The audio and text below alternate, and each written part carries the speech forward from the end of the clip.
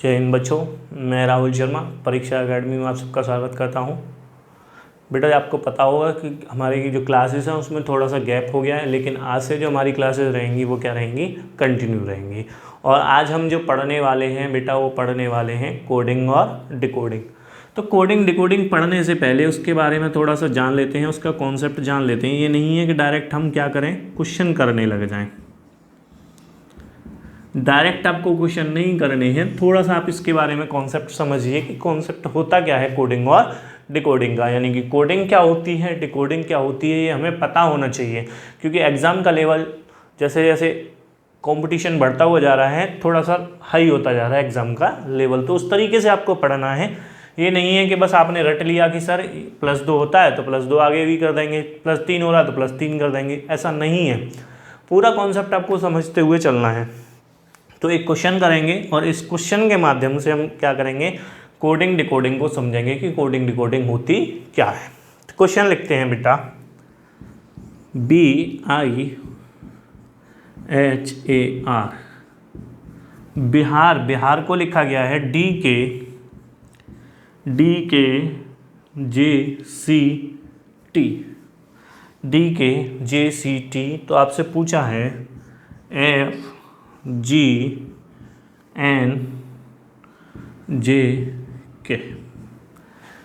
Clear है? तो बताइए बेटा इसका आंसर पहले आप लोग बता दीजिए। Radhe Radhe, good evening. जल्दी जल्दी आंसर बता दीजिए आप, फिर हम इसको सॉल्यूशन करेंगे। सर सबसे पहले हमें क्या करना है, नंबर लिख लेते हैं। 2, 9, 8, 1 और 18। यहाँ लिखा तो 4, 11, 10, 3 और 20। क्लियर है? सर हमने देखा है कि 2 से हो रहा है 4, 9 से हो रहा है 11, 8 से हो रहा है 10, यानी कि +2 हो रहा है। तो बेटा आप बड़े अच्छे तरीके से इसका आंसर दोगे। 6 और 2 8, 7 और 2 9, 14 और 2 16,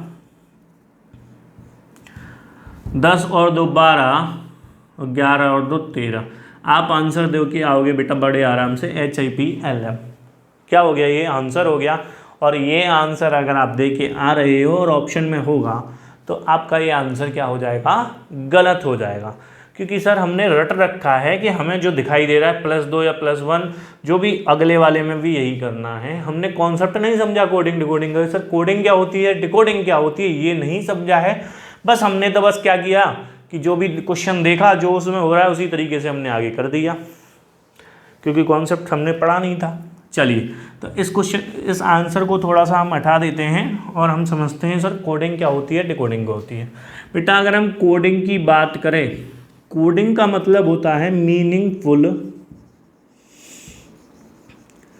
वर्ड, यानी कि ऐसा वर्ड जिसका कोई मतलब निकले। जैसे बिहार, बिहार का कोई मतलब निकल रहा है ना। बिहार क्या है बेटा, एक राज्य है ना।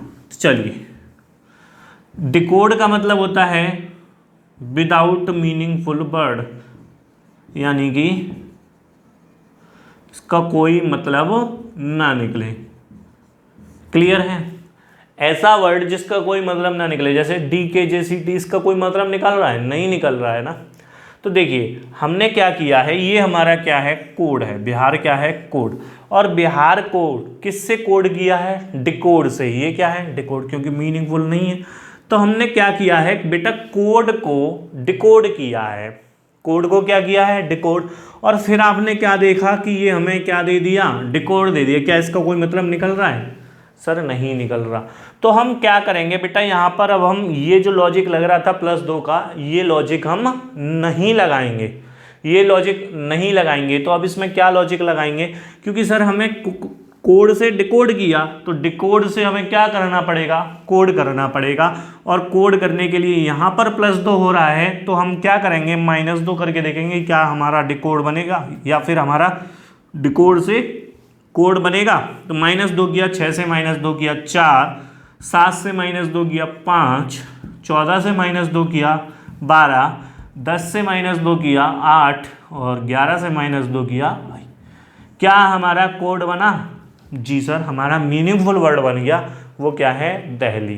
क्या है, दिल्ली। तो हमारा आंसर क्या होगा इस क्वेश्चन का, दिल्ली, ना कि बेटा जो हमने पहले दिया था HIP, जो भी आंसर आया था वो नहीं होगा, आंसर क्या होगा, दिल्ली आंसर होगा। क्यों होगा, क्योंकि बेटा कोड से डिकोड किया है, तो हम डिकोड से डिकोड नहीं करेंगे, डिकोड से फिर कोड में कन्वर्ट करेंगे।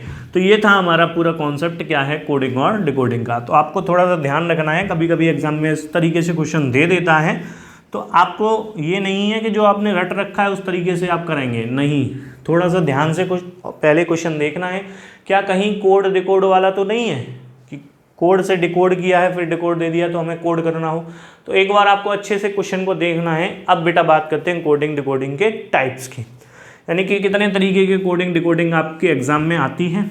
और बात करें बेटा 3 से 5 क्वेश्चन आपके कोडिंग डिकोडिंग से एग्जाम में आते हैं, चाहे आपका रेलवे के एग्ज़ाम हो, रेलवे, एनटीपीसी, ग्रुप डी, या फिर पुलिस, बैंक, एसएससी, कोई भी एग्ज़ाम हो, हर एग्ज़ाम में आपके कोडिंग डिकोडिंग से क्वेश्चन आते हैं। तो चलिए सबसे पहले अगर हम बात करें बेटा बाइनरी कोडिंग, बाइनरी कोडिंग कितने टाइप होते हैं वो जान लेते हैं सर। बाइनरी कोडिंग पहला टाइप क्या होता है, बाइनरी कोडिंग। कुछ लोगों के लिए नाम नया होगा, लेकिन बेटा हमें पढ़ना है क्योंकि आजकल एग्ज़ाम में पूछा जा रहा है, हो सकता है रेलवे के एग्ज़ाम में आपके में आने के चांसेस हैं। तो चलिए हमें रीजनिंग किसी एक पेपर को नहीं पढ़नी है, यानी कि हमें किसी एक पेपर के लिए नहीं पढ़नी है, हमें जो रीजनिंग पढ़नी है वो पूरी रीजनिंग पढ़नी है, चाहे पेपर कोई भी हो, बैंक हो, एसएससी हो, रेलवे हो, कोई भी एग्ज़ाम हो, वो एग्ज़ाम हमारा क्या होना चाहिए, क्वालिफाई होना चाहिए। तो दूसरे नंबर पर अगर हम बात करते हैं बेटा अक्षर कोडिंग, ये तो आप लोगों ने पढ़ी होगी बड़े अच्छे से। तीसरा जो टाइप आएगा बेटा वो आएगा आपका संख्या कोडिंग।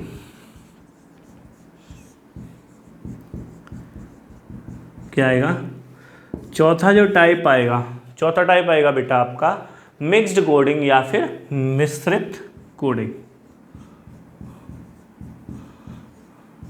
सबके बारे में एक एक करके हम पढ़ेंगे और क्वेश्चंस भी करेंगे और अच्छे लेवल के क्वेश्चन करेंगे। अगर हम 5वें टाइप की बात करें बेटा, 5वां टाइप होता है प्रतिस्थापन कोडिंग। प्रतिस्थापन कोडिंग। 6वें टाइप की बात करेंगे बेटा तो हमारा होता है कंडीशनल बेस्ड कोडिंग या फिर शर्तानुसार कोडिंग।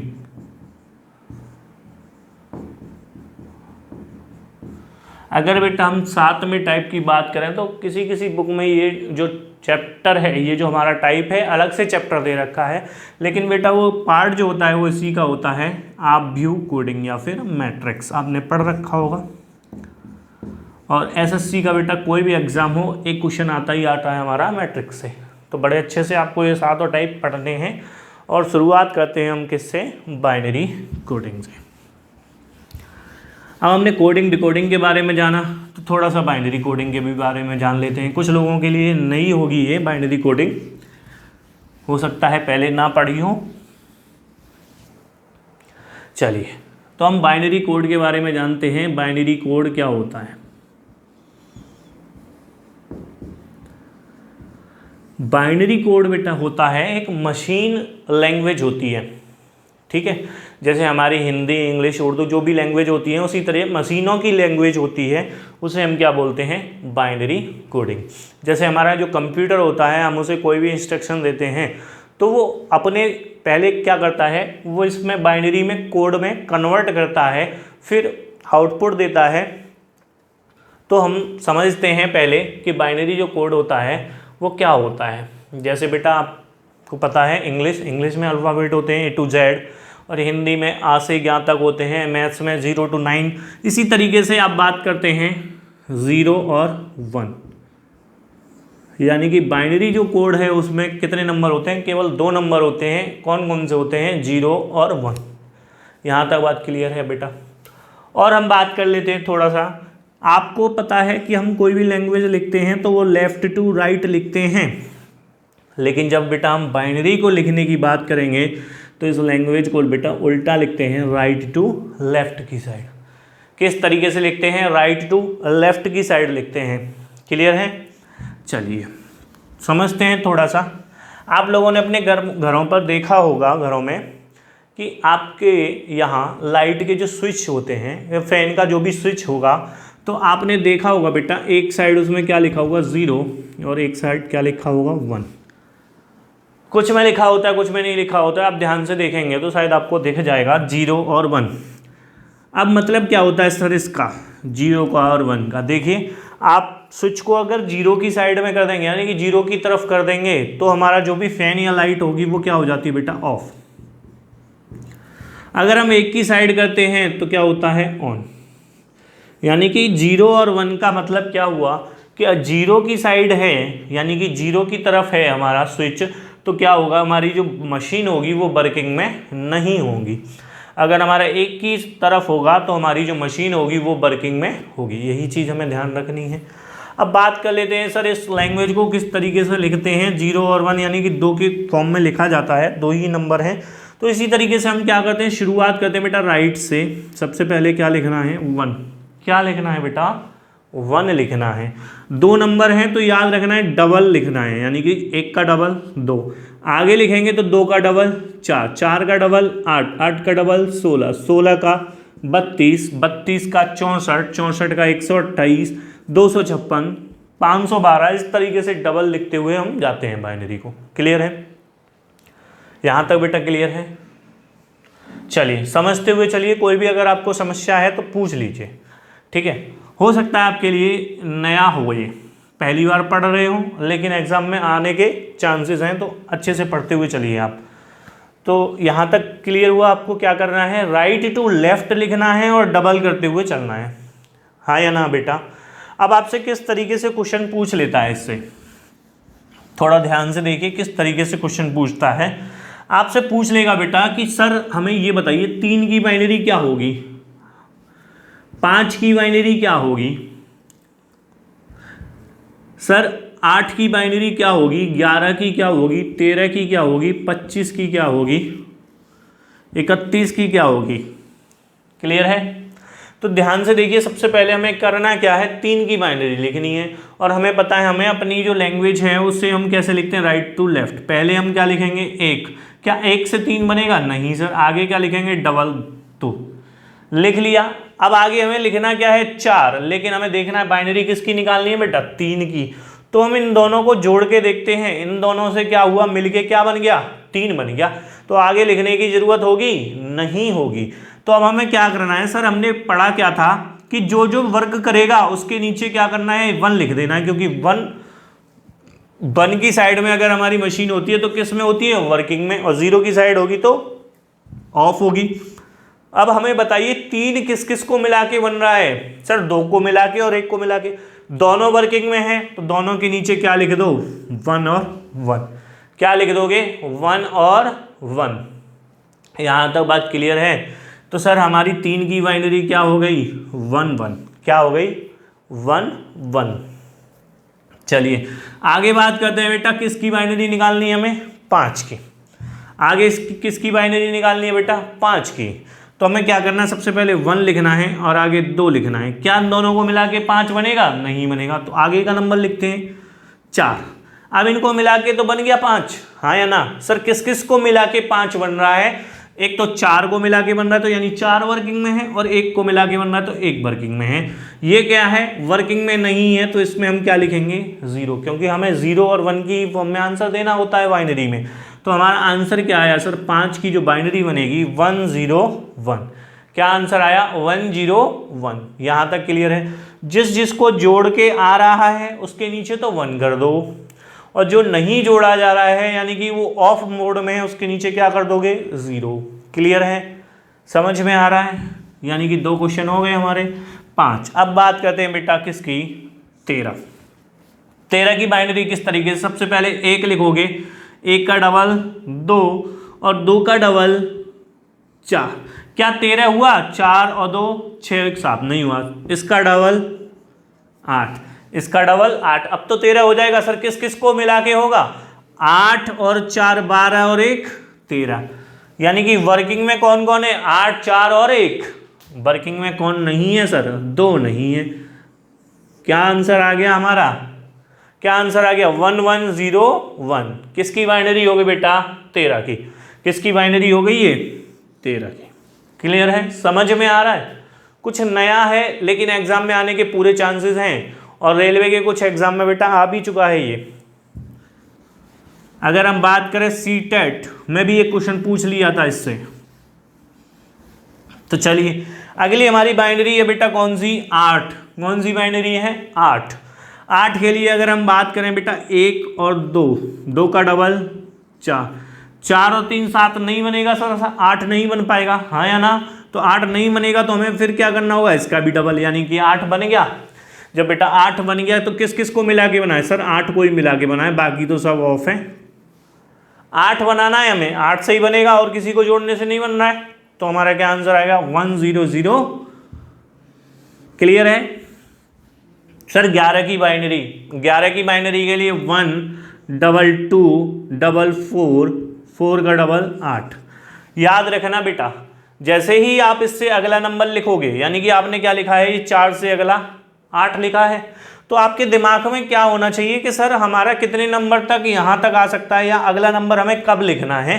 तो उसके लिए क्या ध्यान देना है? ये हमने 8 लिखा है, इतना ध्यान दो, 8 लिखा है, अगला नंबर क्या आना है सर? 8 आना है। तो अगर हम इन सबको जोड़ लें तो जो आने वाला नंबर है उससे एक कम तक आता है।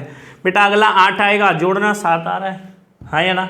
अब ये 8 लिखा है, अगला आपके 8 का डबल 16 होना है। अगर आप इनको जोड़ेंगे 8 और 4 12 और 3 15, यानी कि जो अगला नंबर आने वाला है उससे पहले वालों का टोटल क्या होगा? उससे एक कम होगा। ये याद रखना है कि तो जल्दी से आंसर आएगा आपका।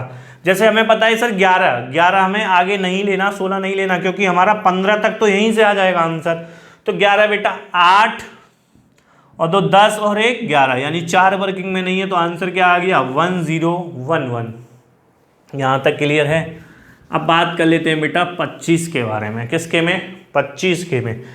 25 की बाइनरी ध्यान से देखना, 1 का डबल 2, 2 का डबल 4, 4 का डबल 8, यानी 15 तक आ सकता है। अगला नंबर 16, और 16 से अगला हमें क्या लिखना है? 32। तो हमें पता है बेटा 31 तक के सारे नंबर इनको टोटल करके आ जाएगा, तो 25 हमारा कहीं ना कहीं इनके बीच में होगा।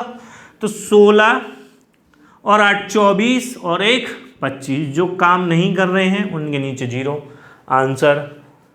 यहाँ तक बात क्लियर है या नहीं है?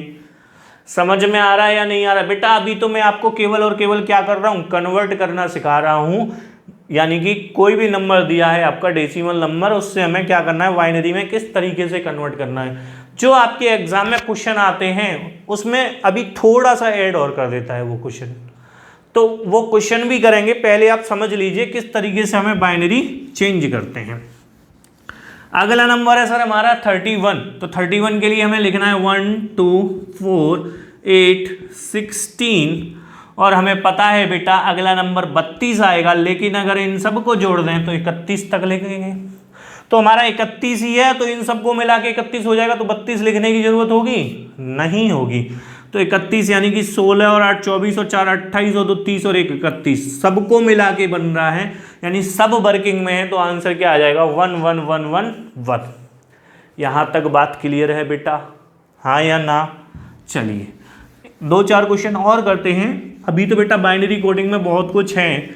बाइनरी कोड्स पहले तो आपको डेसिमल से बाइनरी में कन्वर्ट करवा रहा है, फिर क्या कर सकता है कि बाइनरी से डेसिमल में भी कन्वर्ट करवा सकता है, और जो आपके एग्जाम में जिस तरीके से क्वेश्चन आते हैं वो क्वेश्चन भी हम करेंगे।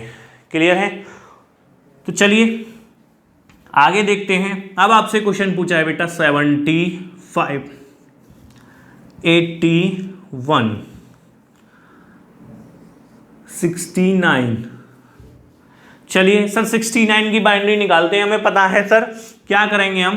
1 2 4 8, 8 का डबल 16, 16 का 32।